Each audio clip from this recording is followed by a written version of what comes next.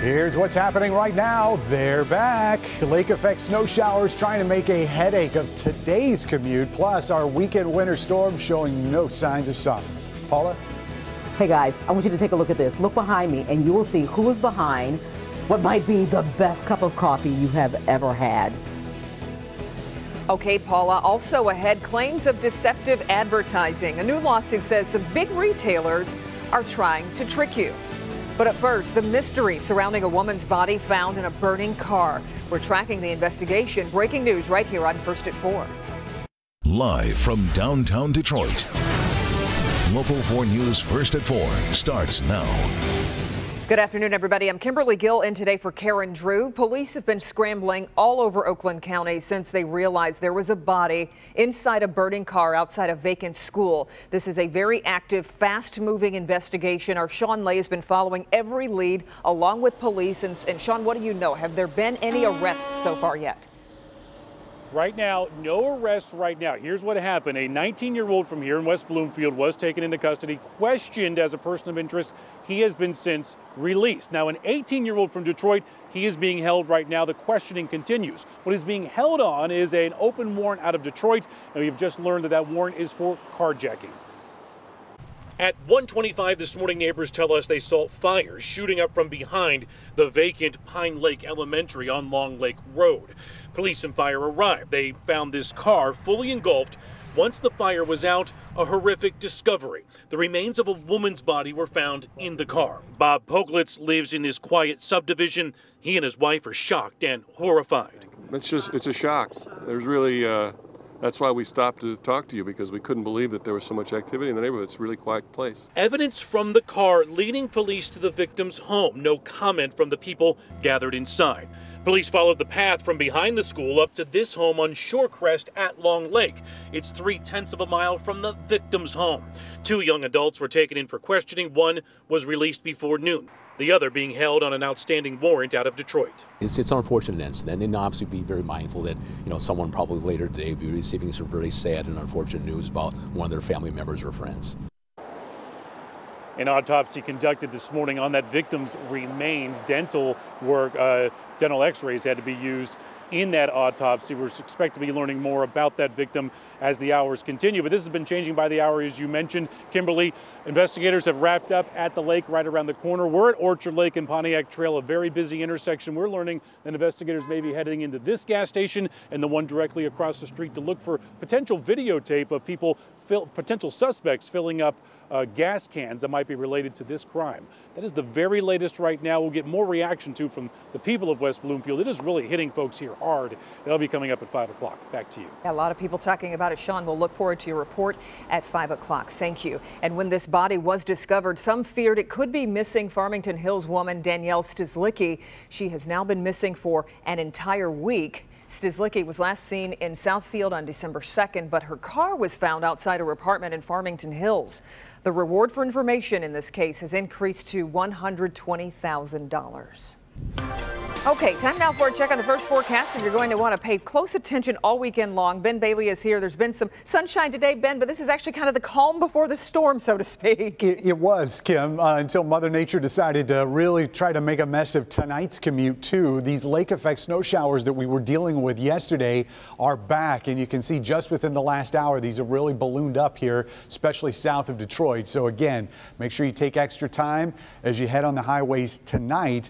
Fast forward to the weekend, we're about 36 hours out from our first major winter storm of the season. And as these colors shade in the snowfall forecast, these dark blue shades are where we're expecting over 6 inches of snow in the 24-hour period starting, or actually less than that, from 4 a.m. Sunday to about midnight Monday morning. Total accumulation 4 to 9 inches. We'll break down those totals in the 4-zone forecast coming up. So for Lions game and the holiday shopping over the weekend, this is not good news. We will look at those totals and see what's to come after the storm in a few minutes, Kim.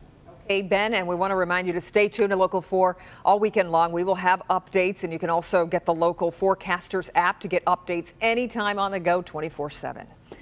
Well, snow and ice played a role in this deadly pileup on I-96 near Fowlerville yesterday. Today, we are learning more about the 3 people who lost their lives in the crash.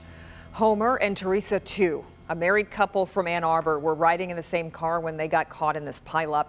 And the other victim was a 28-year-old man from Hollywood, Florida. That's near Fort Lauderdale. Westbound I-96 reopened after 10 p.m. last night. The westbound side was closed for about 12 hours. That investigation into the pileup continues. Michigan Governor Rick Snyder signed a new bill into law today, making Michigan the first state to regulate self-driving vehicles. The new law will allow the testing of self-driving cars, along with allowing companies to operate self-driving ride-sharing services. The law will also let dealerships sell self-driving vehicles once they are tested and certified. President-elect Donald Trump's thank you tour comes to Michigan tonight. He'll be at the Deltaplex near Grand Rapids. Trump narrowly beat Hillary Clinton in Michigan. We'll have a crew heading to the event, and we'll bring you a live update coming up tonight on the news at 5 o'clock. First at 4, we are also on top of stories making headlines around the world. We begin in Washington State, where a man is in jail after leading police on a high-speed chase in a stolen semi. The driver reached speeds as high as 70 miles an hour on city streets as police chased him down. The 40-minute chase ended when the driver crashed into a yard and destroyed a woman's car. He's now facing a long list of charges, including possession of a stolen vehicle and eluding police. In South Korea, the prime minister there is now acting president. He held his first cabinet meeting today after the president was impeached. President Park Geun-hye, the country's first female president, was officially stripped of power by lawmakers. She's accused of extortion and abuse of power, but the country's constitutional court will have 6 months to make a final decision about removing her from power. The Russian Olympic doping scandal just got a lot worse. A new report found links to more than 1,000 Russian athletes from Winter and Summer Games. Investigators say the organized conspiracy took place over a 4-year period going back to the year 2011. They found evidence of tampering with doping samples involving 12 Russian medalists in Sochi. 4 were gold medal winners, although no names were released. And investigators say Russian athletes, quote, corrupted the London Games on an unprecedented scale. Well, now to a story to lift your spirits this holiday season. You're about to meet a group of teenagers smart enough to start their own business and yet generous enough to use the profits to help others. Our Paula Totman takes you to Auburn Hills for a lesson in giving, but first you might want to grab a cup of coffee and enjoy. The next time you grab a cup of coffee, even a bag of coffee, I want you to consider where it's made, where it comes from, who's roasting it, and why they're roasting it. Now, I want you to take a look at this website. It's called Beans and Bags Coffee Roasting Company. Now I want to take you through the website to show you who's behind that company. The hands that roast the coffee for the Beans to Bags Coffee Roasting Company are not old enough to pull the lever of a voting machine and are barely old enough to drive. But these are the hands that are shaping an entire community. I need some scissors. These 4 students from Avondale High School came up with a brilliant idea when they decided to raise money for not only college, but their community. Roast and sell coffee. This coffee is really an industry that's highly profitable. It's something everyone deals with in their daily lives, and we knew we could make a profit off of it. Noah is the sales and marketing director of the operation. At first, the biggest problem we had was dealing with no. Because when you're a teenager and trying to sell coffee to big companies, they don't always want to sell coffee. They don't want to buy your coffee because, you're kids, right? But the team continued to work at it, and since last April, have raised enough money for this. Devin, head. The company is a 501c3 nonprofit. Half the coffee money goes for projects to help the needy and those less fortunate in the community. So when that happens, and you can go and say, all of this stuff I helped with, this was funded by my work, it's a wonderful feeling. Half goes to the scholarship funds for the 4 founders. So we sell our coffee currently online right now. So you can go to our website is beanstobags.org, or we present in front of companies that we get the opportunity to. They do it all, working, running the business, roasting the coffee, and then donating profits and working the incredible and massive assembly line to help the Avondale District's entire Gift of Giving program, which this year alone is serving 400 kids. Well, this girl is age 6, needs a 10-12 ticket, and we checked it off. We have everything, and once we have everything, we baggage the item. So the next time you think all teenagers are rude, self-centered, and only care about their cell phones, age 1 has everything. Perhaps, just perhaps, you should grab a cup of coffee and reconsider. Now, of course, there's lots of coffee drinking and tasting and giving this holiday season. Lots of coffee companies out there. However, why not consider this one? Because it is good coffee for a great cause with an absolutely wonderful bunch of students. Of course, we'll put the link to their coffee company on our website, clickondetroit.com, as well as where, Kimberly? My Facebook page, Local 4, Paula Tutman. Kimberly? As always, Paula, we appreciate it. What a great story. And you're right, teens can often be so self-centered, but for these kids to pull this off, this is a lesson that adults can learn from as well. So good for them. Good for them, I agree. All right, Paula, we appreciate it. Okay, Hatchimals are the hottest toy of this holiday season. Parents and grandparents are looking all over for them. Ahead first at 4, the retailer that says it's restocking its shelves today. Also ahead, bargains on the brain. Do you get super excited when you find a good deal? In good health, the body chemistry behind that shopper's high. But up first, are certain stores taking advantage of bargain hunters? The new lawsuit launching claims of deceptive advertising. We'll have that and more when we come back. Coming up all new on Local 4 News at 5 and 6. Snow means snow plows. The plows here in Oakland County are ready to go. In fact, all of our counties are ready to go, but there are some changes, including green lights and a mini version of this truck that should help with the response time here in Oakland County. 4 big retailers are facing a lawsuit accused of misleading shoppers. The Los Angeles City Attorney's Office filed this suit. It's targeting JCPenney, Sears, Kohl's, and Macy's. The suit claims the retailers put out a regular or list price on items, but never really sold the products at that price. The suit alleges that's deceptive advertising to make you feel like you're getting a better deal. So far, the retailers are not commenting. Well, in good health, we find out that having a money-saving mentality has some biological causes. Many people do have bargains on the brain. So what is it about getting a good deal that makes us feel so good? Well, you might call it a shopper's high. The hustle, the bustle, the bargains. When it comes to holiday shopping, finding a good deal isn't just good for your wallet. It also makes your brain feel good, too, especially if it took a little work. It's like hitting a target. It's, a desired objective that you deem worthwhile that you have to work at a little bit. And so whenever we have that experience, it feels like a big victory. And that victory lights up the reward centers in our brains. And it reinforces that activity, so we're much more likely to do it again.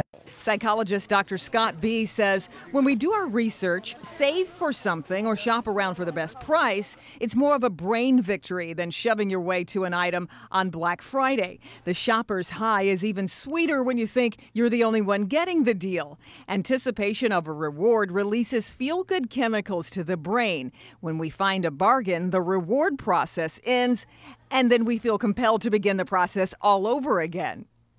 You get a nice big little drench of, positive chemistry in our brains, and we'll go out and look for another bargain that way. On the flip side, studies find feeling like you overpaid for something activates the part of the brain that processes pain. So no wonder it hurts to overspend. Well, yeah, the good feelings that come with getting a deal make it very easy to overbuy, too. So experts say that's why it's so important to make a budget for your holiday spending and stick to that budget. Easier said than done, I'm sure.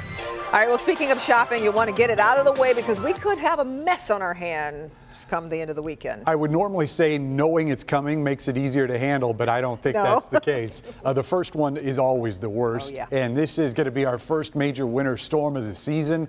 But what we've got out there right now is just lake effect snow showers. They don't look all that impressive right now in 4 Live radar until you get closer and you realize how intense some of these bursts of snow are. These could be dropping visibility down below a mile in spots, especially here on 94 into Ann Arbor. M14 could be seeing some visibility reductions as well. The other area we're watching right now is on M50 between Dundee and Monroe. Some pretty intense snow squalls going on there as that one moves out towards 75, so it's likely going to impact the interstate here before too long. Temperatures all below freezing. This is all going to be snow. No worries about that. Numbers are going to drop tonight, but not all that far. We'll probably end up in the mid-20s for overnight lows. These lake effect snow showers will start coming to an end here as we get past sunset. So about 9, 10 o'clock, we'll look at dry conditions. Clouds may break up somewhat, but they are going to come back tomorrow. In fact, Saturday, we've got another stream of lake effect snow coming across as we get into the afternoon hours, very similar to what we've got there now. The big event, though, does show up on Sunday. In fact, it's a little bit later than it was looking yesterday. Right now, we're tracking the leading edge of this to be about 4 or 5 o'clock in the morning on Sunday.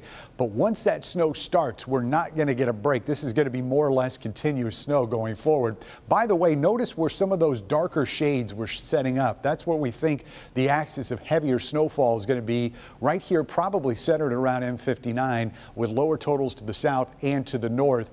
By midnight Monday morning, most of this is going to be done as far as the accumulating snow goes. There may be some additional numbers up there in the thumb, but most of us will be done with it at that point. And then it's all over but the shoveling as we head into Monday morning. So let's break down those totals here into the 4-zone forecast. Remember, we were looking at 2 separate events. Now it looks like one big one, and that's why these numbers are bigger than what we were looking at yesterday. These are Metro Zone numbers by Monday morning.